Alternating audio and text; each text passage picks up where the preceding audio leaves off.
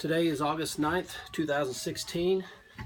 This is your Upper Osage Lake of the Ozarks fishing report. This report is brought to you by Joe's Lake Ozark Guide Service. The lake level right now on Lake of the Ozarks is 659, so that's 1 foot below full pool. And they're probably going to keep it that way for a while, barring any rains. We had some rain in the last week. Flooding rains that kind of brought the lake up a half a foot and they dropped it back down, but they've got it back stabilized now. It's around 659, 1 foot below 1 foot below the full pool. The water color here in the Upper Osage is stained. As you get out on the main lake areas, it gets a little clearer, but the creeks are a little bit stained. But water's really good color. It's got that good green tint to it. So that's basically the water conditions in the Upper Osage right now. Right now, the bass in the Upper Osage are still in that summertime pattern. If you watched my video from July, I talked about the 3 patterns that you can use, and go back and watch that video. It'll show you the lures and techniques you can use for the summer techniques. So the bass are basically still in the summer techniques. Starting to see a little bit of transition towards fall, not consistent enough to really get saying we're heading that way. But we're starting to get a little bit more groups of shad in the back of the creeks, which is what, when we get to the fall, you'll start seeing big concentrations of shad, big mats of shads on top of the water. They'll get so thick it'll look like you can even walk across the back of the creek. We're getting more shad in the back than we were when I did my last report. Not enough yet to call it a fall pattern. Went into a couple creeks yesterday, and not only were the small threadfin shad in the back of the creeks, but also found a couple pods of the big gizzard shad, which is, if you've never paid attention in bass fishing, that the bigger fish are going to eat those bigger gizzard shad. So when we start seeing those bigger gizzard shads consistently in the back of these creeks, then we know it's time to go to the back of these creeks and fish the docks in the back of the creeks. As we head into fall, we're basically going to be looking in fall, breaking it down into 3 parts. We've got an early fall, a mid-fall, and a late fall. Early fall is going to be beginning here pretty soon. That'll be when we start seeing large concentrations of shad in the back of the creeks. When that happens, we go back and we start pitching. We flip the docks in the back of the creeks. Some of the lures, you can use a lot of different lures you want to pitch with. You can use the big worms that you've been using all summer long. You can use the standard jigs with I use more of a when the water's warmer, a trailer that had the craws have more of a flapping action.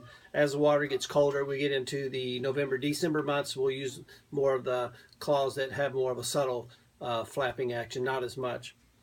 One of the things I like to pitch in the fall is a beaver style bait. This one's made by Missile Baits.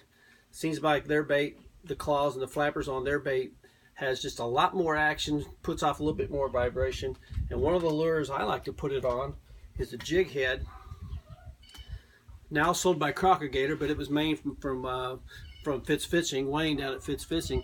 But basically it's a jig head, looks like that you put a standard jig with, but on the very back of this jig head is a wire keeper. I don't know if you can see there or not, that wire keeper. And what that wire keeper does is when you put your bait up onto the shaft of the hook, you can push that wire keeper down through the plastic of the bait, and it'll actually hold that bait in place for you. And so I usually pitch this bait right here, that jig head, this bait right here. I can't get it up right, show it to you here, but that jig head, that bait underneath these docks, and it gets a really good action. It's right size, right weight to pitch, and you can catch a lot of fish in the back of these creeks doing that. On the hard to catch days, when you need to go more of a finesse technique in the fall, I can still catch fish on this tube with an exposed hook. Just take a jig head, just like the old Bobby Garland gets it. Take a jig head, we shove it up inside the tube, and we can pitch it around those same areas. Now this is not weedless, so you kind of got to be careful if you're fishing around brush and stuff, but you can catch a lot of fish, especially when the bite's real light and the fish are just kind of starting to swim off or you don't feel it. This bait will hook a couple more fish for you than you did if you had to rev back and set the hook. Another one of the techniques I talked about last month was going out on the main lake and fishing windy docks. That's basically what I did this morning, and I actually caught a lot of fish doing that this morning.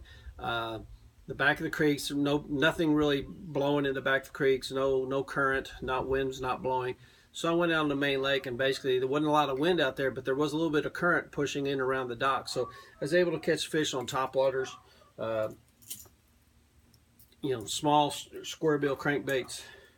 You can use regular, deeper running square bill crankbaits, but I like to throw a spook around those. But one of the things I'll do out on the main lake when I'm fishing those windy docks like that is, because most of the fish you're going to catch are going to be Kentuckies, and they got a little bit smaller mouths. This is the standard one knocker Zara spook. I'll go to a Zara spook puppy, just a little bit smaller, allows the fish to get that bait and those hooks in the mouth a little bit easier. I think you'll hook more fish out there on the main lake using this bait versus than you will be using that bait. Basically what you want to do out there on the main lake is pitch the lure along the side of the dock and working along the side of the dock. Sometimes you got to trigger those strikes. So if you're fishing a worm or a jig out there, you can take the worm or jig and you can stroke it, you can let it sink down and then pop it back up, let it fall down. Sometimes that'll trigger strikes. I know guys that'll take crankbaits and they'll tune the bills, the eyes, so that the bait won't run straight. It'll actually run underneath, kind of curve and run underneath the dock foam.